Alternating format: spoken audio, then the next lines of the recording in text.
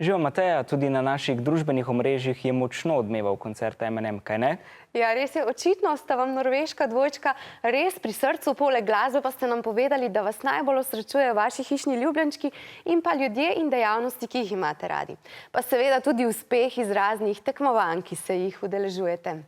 Naše prispevke pa zelo radi pogledate na YouTubu, kateri imajo v tem mesecu največ ogledov. Ja, skoraj 7500 jih ima video o Luku, ki ima spinalno mišično atrofijo, sledi mu prispevek o medvrstniškem nasilju.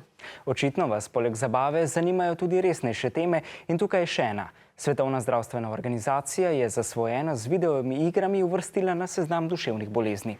Ja, in zasvojenost z videoigrami prepoznamo po razdraženosti, če ne moremo nadaljevati z igro, potem, da o igranju igric razmišljamo tudi, ko jih ne igramo, da sebi in drugim lažemo o količini časa, ki ga porabimo za igranje, pa po utrujenosti in glavobolih zaradi iger.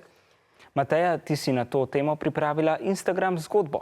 Res je, obiskala sem poznavalca igričarske industrije Bora, ki je povedal več o tem, kaj lahko storimo, da bomo v njih uživali tako, da nam to ne bo škodilo.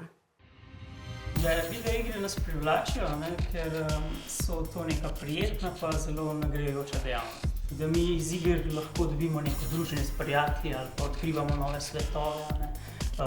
Po drugi strani pa tudi napreduje naš karakter, ki ga igramo pa tako naprej. Bor, igre nas držijo tudi, ker so interaktivne. Kaj to pomeni?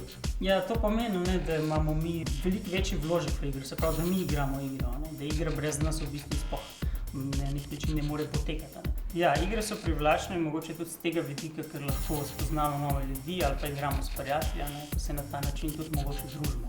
Zavedati pa se morate, da so videoigre industrija. In industriji je pomembno, da igre igrate veliko časa, saj to njim prinaša zaslužek. Vi, kar še naprej igrajte videoigre, ampak pazite, da to ne postane prevelik problem, pa zato tukaj še nekaj nasvetov za vas. Prvič, videoigre igrajte potem, ko ste že opravili svoje ostale obveznosti. Drugič, videoigre naj ne postanejo vaša glavna aktivnost v življenju.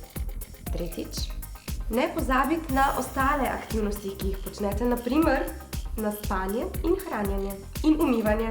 Četrtič, priporočljivo je, da se kakšen dan tudi odpoveste igranju videoiger.